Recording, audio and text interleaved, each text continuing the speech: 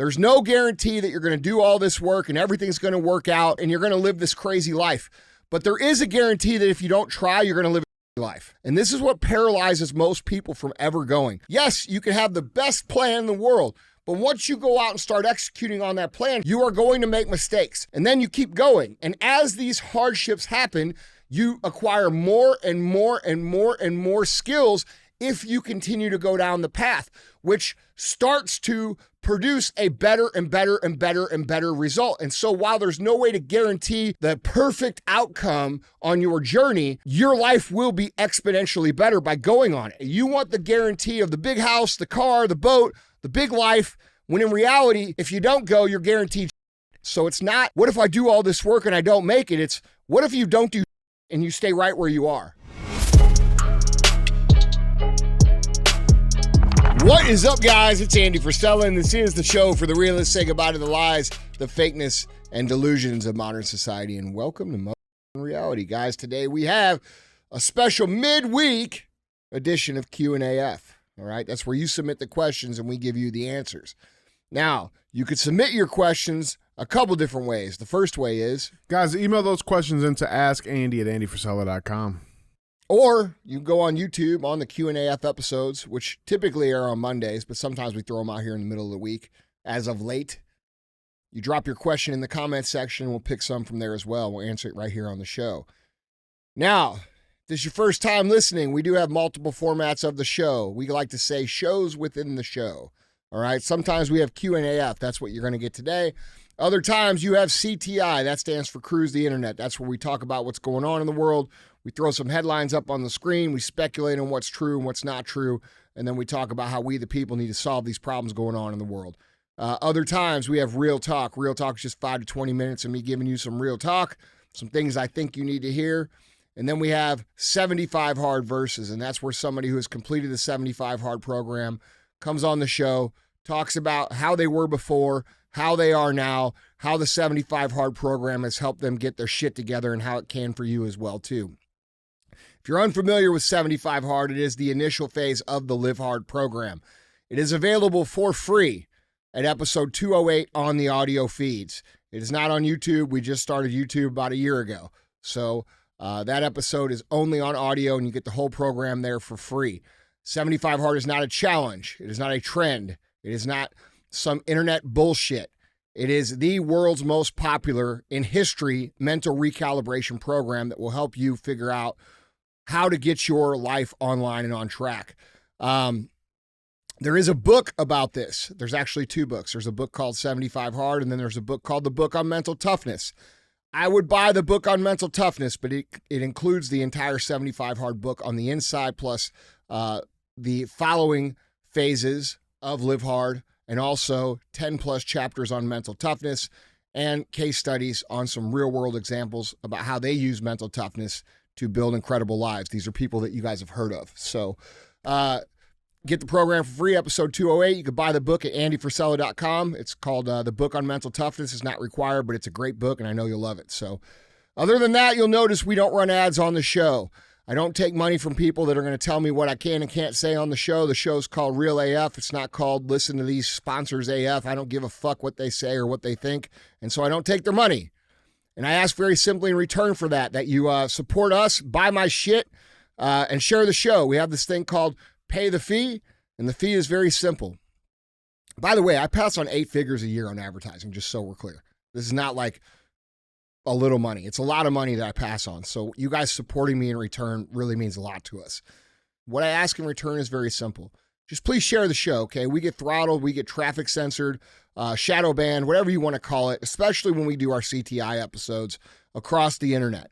So the message doesn't get out unless you guys share it. And you guys normally do a pretty good job of doing this, but there's a lot of you guys that listen and don't participate in this part of the show. You consume, and you don't share. And that's not the deal we have here. So the deal is, if it makes you think, if it makes you laugh, if it's good information, if it's something that you think people need to hear, please share the show. All right? Don't be a hoe. Share the show. All right. What's up? Will you be mine? Oh, yeah, it's Valentine's Day. It's also, more importantly, Madot's 30th birthday. Mm-hmm. Happy birthday, bro. Thank you. What are you going to do for your birthday? Jiu-jitsu. Jiu-jitsu. What were you going to say, DJ? Roll around with a bunch of dudes. On his 30th birthday. On his 30th hey, man, birthday. winners get better. They don't give a shit if it's their birthday or not. Yeah. I like it. Happy birthday, bro. Thank you. Yeah, that's a big deal. What are you laughing at? You jealous you don't get to roll around with dudes. No. That's what it is. See, he's just hating, bro, because he wishes it was him. Yeah. How many birthdays is this in America now? 20. Is it like more than half? Like more than 28. 28. Oh shit! I didn't know you were here that long. Oh. What? Okay, do the show, man. Holy shit. No, man. Happy birthday, Madat. Love you, bro. What's up with you, man? What's going on with you? We've been busy. We're getting a lot of shit done. Yeah. A lot of projects coming to fruition here shortly. Yeah. Got What's up the sleeve? What's up the sleeve there besides those guns?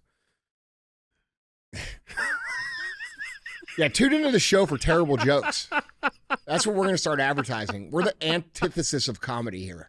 Okay, we tell all the shitty jokes. That was a good one. Well, oh, it was? Okay. That was a good one. We'll let the people decide. Yeah. Yeah, man, look, just been busy, man. Building companies, doing things, building out First Form into the next great American iconic brand with the support of these wonderful people that listen to the show. Doing a whole bunch of other stuff that we got going on. We might have a new podcast launching soon called the MFCEO Project. You might have heard of it. Only been trying to relaunch this for a year and a half, but we got that coming down the pipe. Well, I think that's something that's important to talk about, though. I mean, people, when you talk about launching something, especially something that is going to provide as much value as it is, that shit takes time, man. Yeah. Like, you want to make sure that it's right, and just jumping into things, that's not how you do it. It's important you guys understand this podcast will not be on iTunes. It will be on a private server. So keep an eye out for my stories on Instagram. Keep an eye out for what we got going on the show, because it's not just going to launch on this YouTube channel or this feed. It's going to be kept on a whole new feed, and you'll understand why when I explain it to you. But we got that coming down the pipe. That's exciting. Yeah, man. Energy drinks rolling out good. Picking up accounts every day. Things are going well. People love it. Off to a good year. Yeah, it's been good, man. Off to a good start. It's been good so far. Yeah, man. Just got to keep moving. Well, let's keep making people better. Yeah. You take a little sip there. Yeah, you guys who are interested in the MFCEO project, seriously make sure, because I'm not going to announce it in public. It's going to be through my email list. I was about to say, is it going to, yeah, so if you're not registered to my email list, if you don't get Andygrams, like if you don't go, you should go to my website, go to the Andygram, register on that list, and you'll get the email about when it launches. Yeah. So make sure you guys do that. Yeah, that's what we're doing. Andygram is like a lot of people are like, well, dude, you should get back to posting again. Well, yeah, dude, I do post every single day. That's what you forget. I post every single day on my Andygram. It comes to your email, directly to your email. All right. And the reason I did that is because I get fucked with almost more than anybody on the internet. And quite honestly, I was scared they're going to delete my entire account, my whole following, and I wouldn't have shit. So I started that specifically so that I could keep in contact with you if they deleted my shit. So I took my posts from Instagram, I put them into an email list and a blog 4 years ago, and we've been doing it that way. Yeah. So Andygrams are fire. Yeah, well, like, it's a nice people should subscribe. If you guys want to read my shit and what I write and what I think, that's a great way to get it. Plus, we always stay in contact no matter what these guys on social media do to us. So if you're not registered there, and you're not on that list, you're not going to know when the new podcast launches, because that's where it's going to get launched at. Yeah. Through my email. I love it, man. So sweet. Well, let's get some people better here, man. I got 3 good ones for you. Cool. Guys, Andy, question number 1. Hey, Andy, I have recently been promoted to assistant manager in my workplace. This is coming with a few more responsibilities, including holding monthly meetings with our small group of employees. Mm-hmm. I'm struggling with these meetings. I tend to freeze up and just completely forget all I had planned. I'm lucky to have a manager that is working with me and help me through the first meeting. I want to succeed in this role and eventually move into a sales position. What advice do you have to get better speaking to groups? Reps, man. It's reps, okay? Nobody's born with this skill of holding a great meeting or being a great speaker or going up there and just, delivering a message in the way that it needs to be delivered from the get-go. That's not a real thing. I've never seen anybody be able to do that ever. Now, are some people a little bit better naturally than others? Sure, but usually that what we perceive to be better has more to do with them not being as self-conscious and just going up and doing the job, as opposed to people who overthink and get paralyzed by the pressure of delivering a meeting or public speaking. So this is a very important skill for you guys to develop. If you do not develop how to hold a meeting or how to public speak, you are going to be very limited in your income producing capabilities. That's reality. All right. So when it comes down to having a meeting and you're just getting started, realize that we all start there. All right. When I started giving meetings, you have to realize the first 6 years of our business, it was like me and Chris and then some friends who kind of filled in just to help us run the first store and the second store. And then we went from 1 store to 6 stores because we bought out this failing business and took over a bunch of stores at once. So we went from 1 store to 6 stores within 30 days. So we went from not having to have any meetings to having to manage a whole bunch of people. And I had no idea how to do that because I had never done that before. Like real employees. Yes. Yeah. It wasn't just me and Chris and 3 of our friends from the bar that helped us run these 2 stores anymore. Now there's 15, 20 people that we have to coordinate to do what we're trying to do. And I had no experience with that. So I can remember sitting in those meetings and standing up and legit holding my piece of paper and it like shaking because I was so nervous. And that went on for years. That went on for probably from 2006 to 2010. For about 4 years, bro, every single meeting I gave, I was nervous. It came out weird. I knew I always messed it up. But after every single one of those meetings, I gave myself an honest assessment. I said, all right, how'd you do? Well, I delivered this point good. I delivered this point good. I missed on this point and this point. I really got too nervous here. I don't know why. And I give myself some honest coaching. And also, translates to sales interactions as well. If you actually take the time to break down your sales interactions in an honest way, you'll be able to coach yourself into being a productive salesperson. But we're talking about speaking.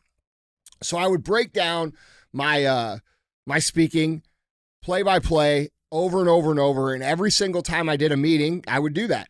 And we had meetings every single week. So for 4 years, that's roughly what? 52 if we have 52 4. meetings a year times 4, it's 208 meetings. So you have 208 meetings that I put under my belt. Yeah. All right. That it took me to get the jitters out. Mm-hmm. Right. And here's the thing though, a lot of you guys know me as a speaker, right? I get paid a whole lot of money to go speak in front of a lot of people to deliver a message. And that's where that skill came from. That skill came from that scared dude who was scared to have a meeting in front of 10 or 12 people, 15 people, to someone who can go out on stage in front of 25,000 people and blow their fucking minds.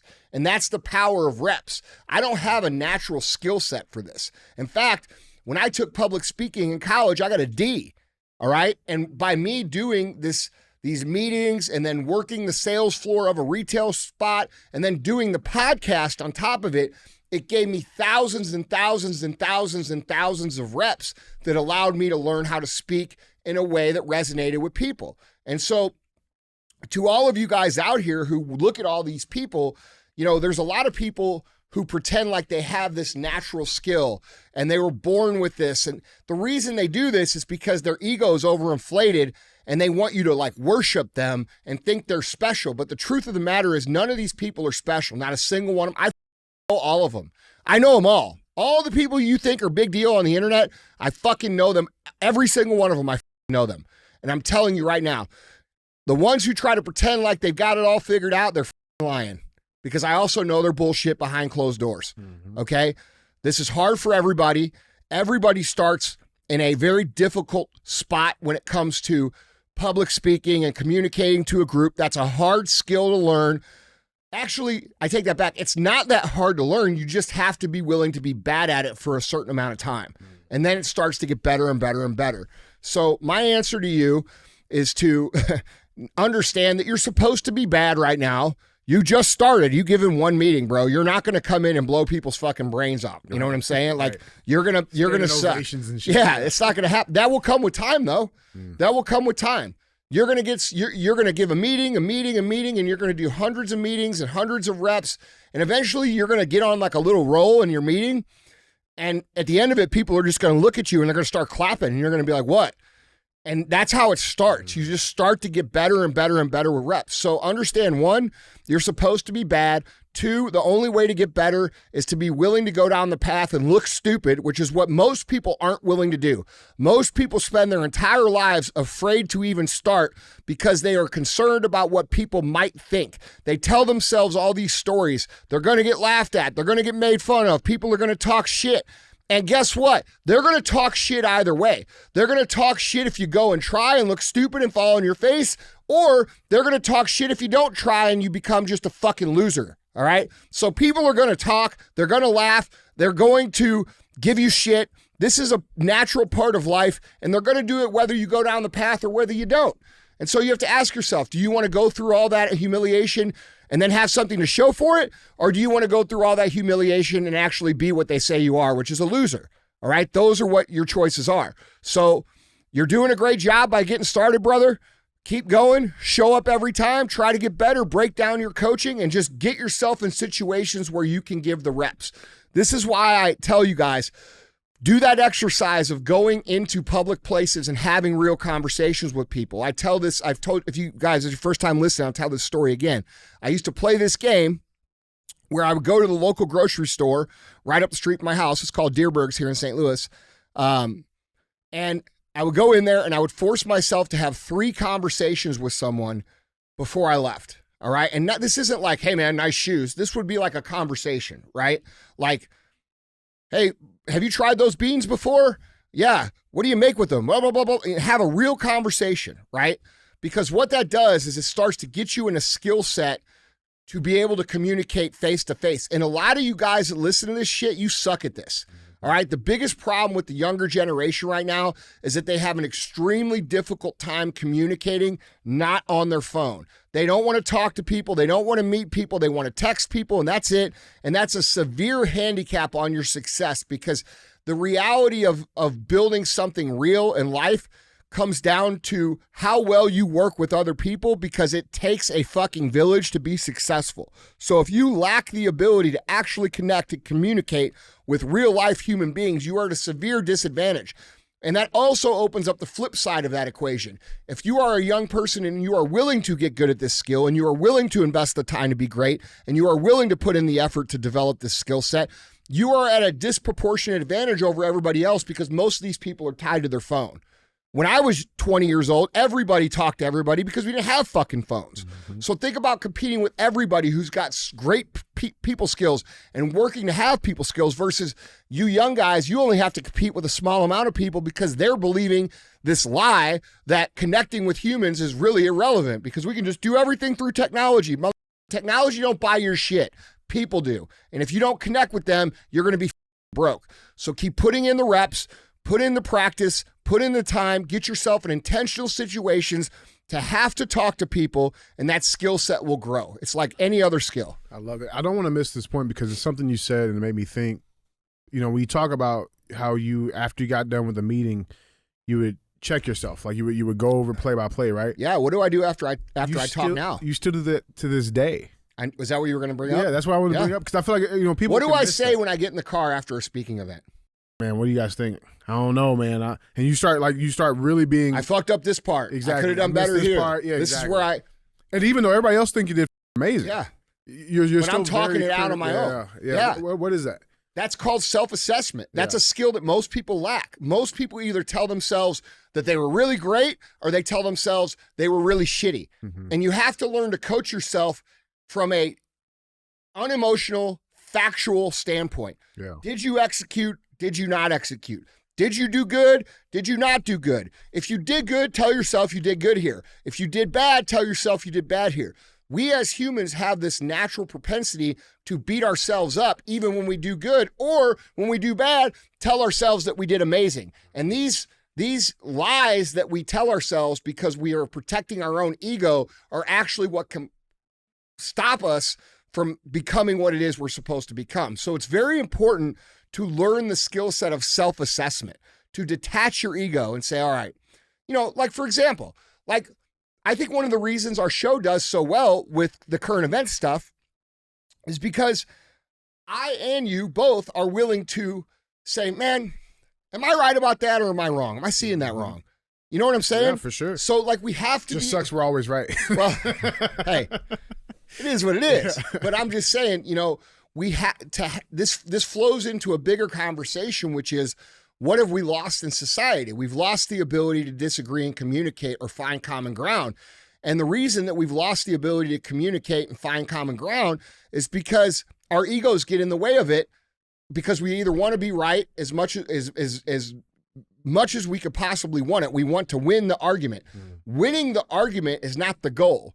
Solving the problem is the goal. Winning the idea contest in your office. Like, I want to, my idea's got to be the one that we do. No, your idea should be the best idea. That should be the one that we do. And this not our lack of ability to separate ourselves from the truth and what we want the truth to be is what's damaging our own personal development and our ability as a society to work together. Yeah. So we have to fucking be able to assess ourselves in a very honest way with as little bias as possible. Clearly, we're going to have bias. If you're having a great day and you think you're awesome, you're probably going to tell yourself you did a little better than what you did. If you're having a bad day and you're feeling like shit, you're probably going to tell yourself you did a little worse than what you did. So we have to be aware of those things too. Yeah. It's a skill set to be able to assess yourself honestly that has to be developed through reps, just like the actual delivery of the message. I love that, man. I love that. Guys, Andy, question number 2. Andy, I'm 23 years old. I didn't have the best examples of success growing up, and I never really knew what success looked like. I want to win in life. I want to have financial freedom. I want a badass house and a bank account. I want a legacy. Now, I've been listening to your show for about 6 or 7 months now, and I feel like I understand and get everything you're saying when it comes to just going and starting. My question is, what happens if I do all of this work and learn all of these skills and it still doesn't work? What happens if I still fail? This fear is paralyzing me to even start, and I can't shake it. Well, first of all, I think this is a great question, because I believe that the reason that most people never start is because they can't pinpoint the desired result as a certainty. All right. They want to consume all the data. They want to consume all the action steps. They want to make sure of every single thing that they can before they start, so they can get this guaranteed result.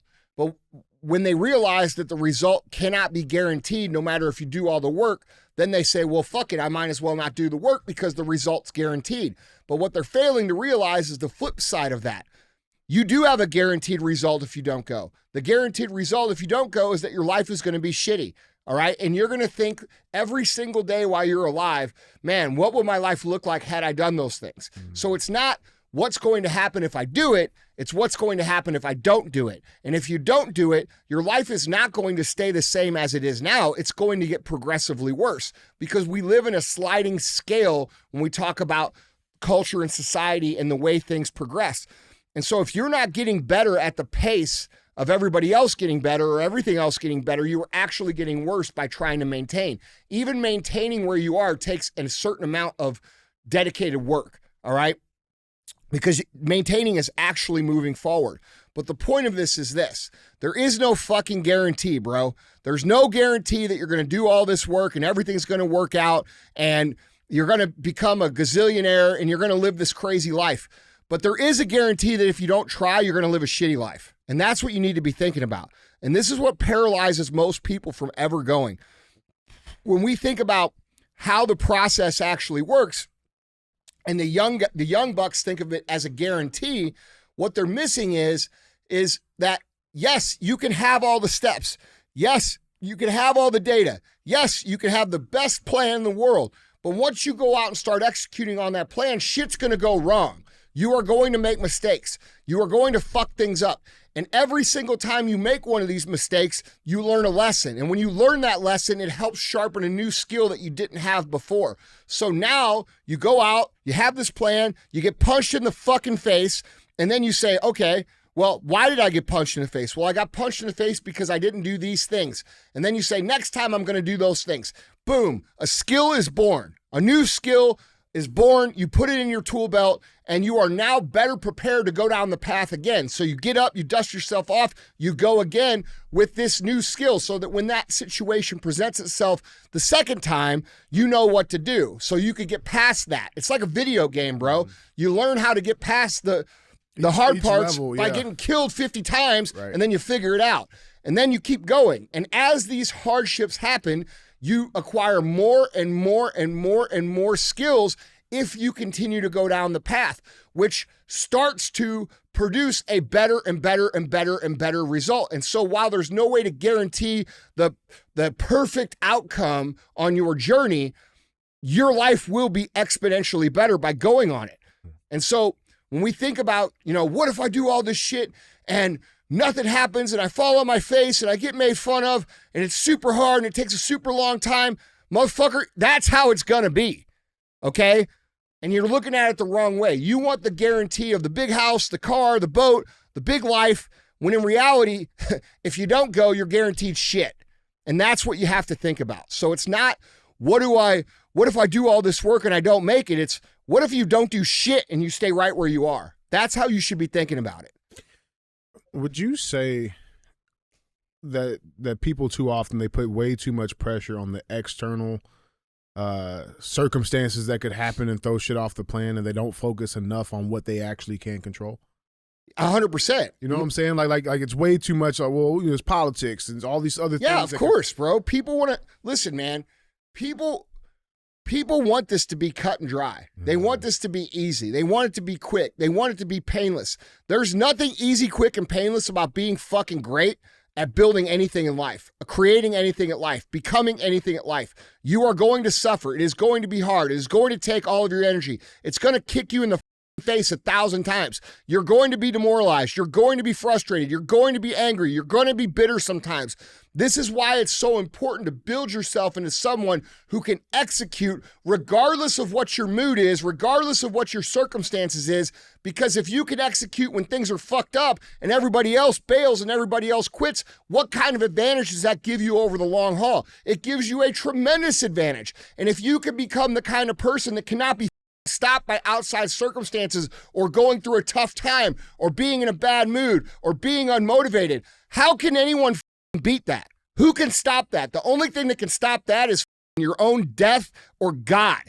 Okay? So this is the most powerful version that you can become of yourself by becoming a disciplined human being that can execute regardless of the circumstances. And if you go out and you go on that path and you go that route, the guarantee for sure is a much better life. Now, can you say you're going to have a plane and cars and a big house? Bro, it depends on how good you are. Are you good? Are you smart? Do you have skill sets? Are you investing to build those skill sets? Are you trying to learn this on the job, or are you taking all your free time and all of your energy and all of your efforts and dedicating it to become the most skilled version of you in this lane that you're in as possible? Because I can tell you that anybody that wins at the highest level, that's how they operate. It might not be healthy. It might not be what most people want. It certainly isn't balanced, but it's the real story. Real motherfuckers are obsessed with what they do. The people who win the biggest are obsessed. You cannot argue that. I've met thousands and thousands and thousands of entrepreneurs, and the best ones, the ones that win at the highest level, they are obsessed. It's a huge priority over everything else in their life, and people will sit here and hear, well, that's not healthy. Well, then don't be a winner, man. I'm just telling you what it is. Shit works. You don't have to do it. Yeah. I'm not saying you got to do it. I'm not saying it's for you. I'm saying what it actually takes. And nobody else wants to say that shit because you can't fucking sell it. You can't go out and sell the idea, hey man, this is going to beat your ass for the rest of your life, and it's going to be hard, and it's going to take everything, and it's going to make everything else in your life come second place, and it's not going to be fun most of the time, and you're going to struggle most of the time, and it's going to be how do you sell that to someone? No one talks about that because you can't sell it to people who aren't willing to do that. So there's all these people out here that are willing to tell people it's easy, it's quick, just do this and do that and do this.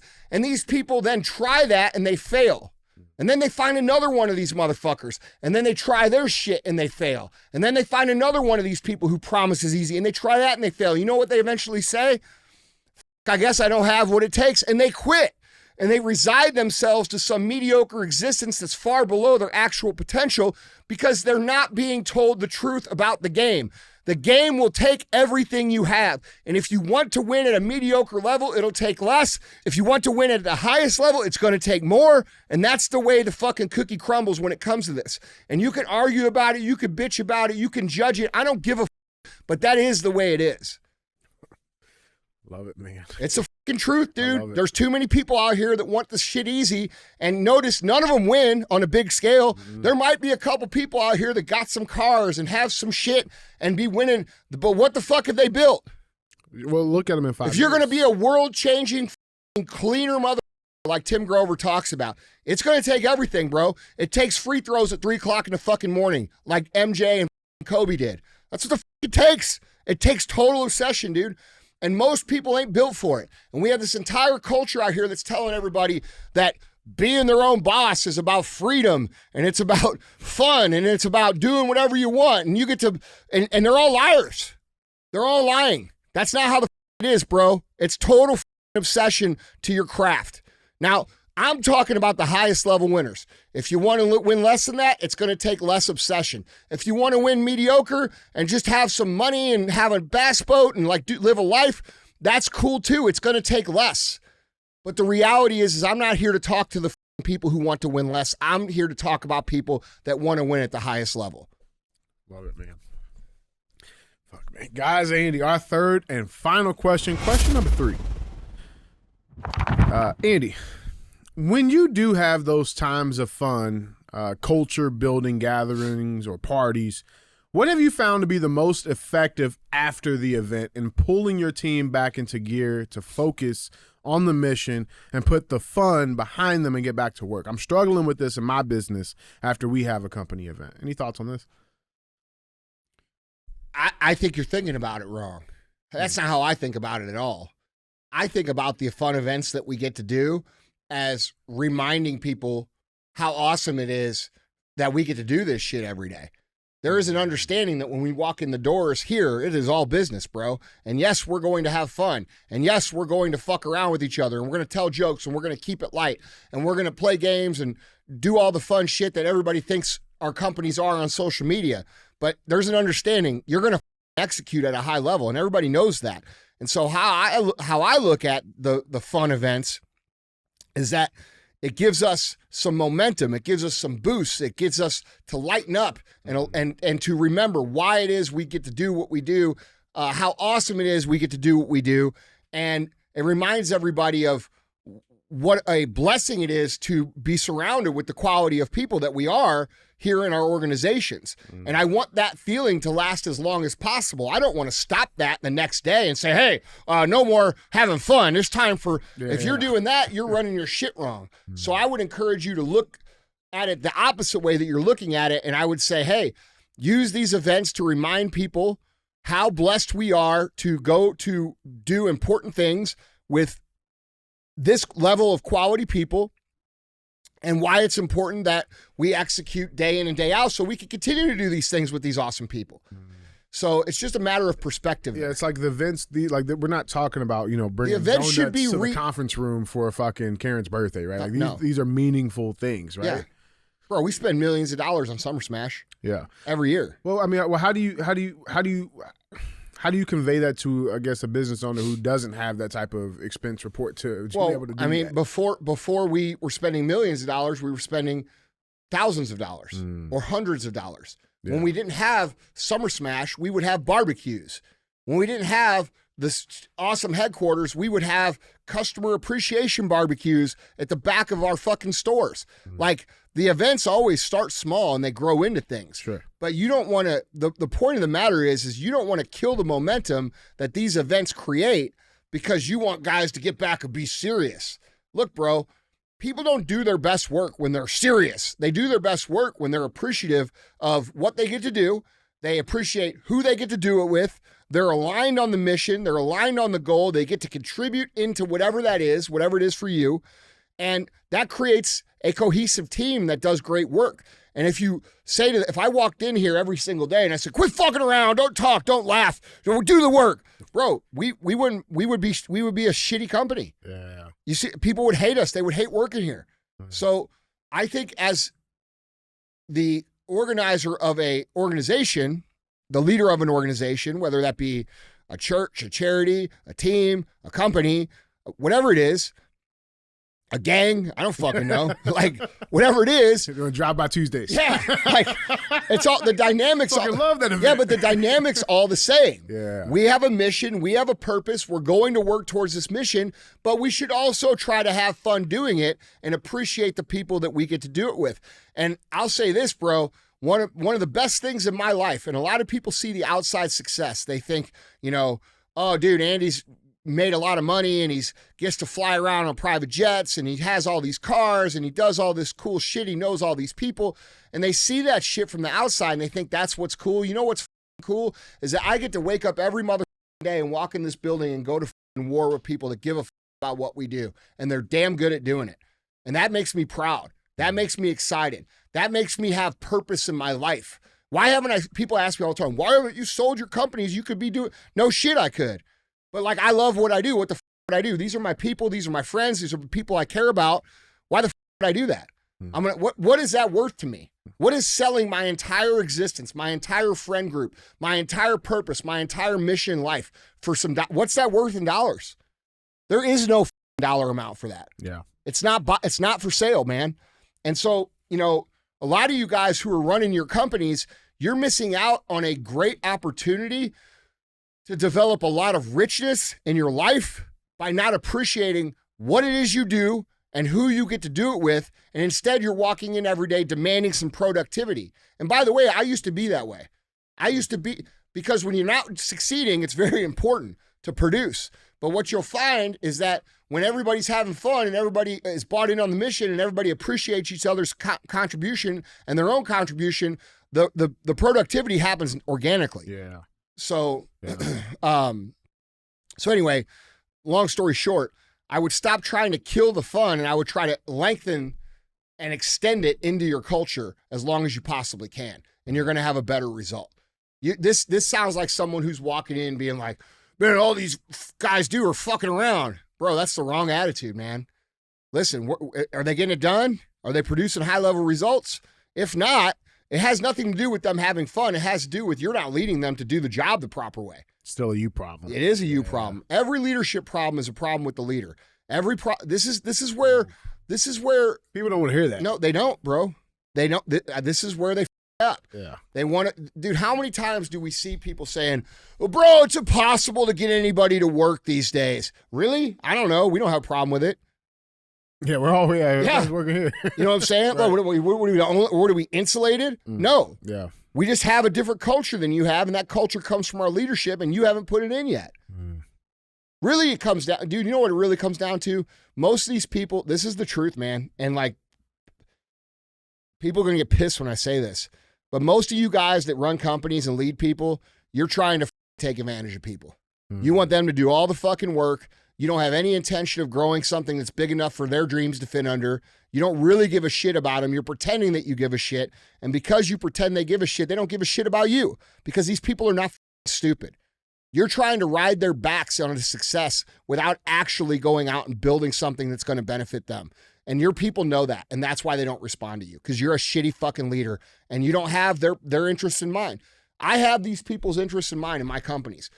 You know why I want to grow First Form into one of the greatest iconic American brands that's ever existed? Because I need to build the company big enough for these guys who have put in all this time to have their dreams inside of that. I have to. That's my obligation. They help me do that. Now I have to help them do that. That's the way it fucking works if you're a great leader. So if you're leading an organization here and you think you're going to fool these people into like becoming this amazing team, you're fucking wrong. It's not going to happen. Yeah, and then on top of that, telling them not to have fun. Yeah. Look, dude, most of these problems from a leadership standpoint could be solved very quickly by understanding your obligation as a leader.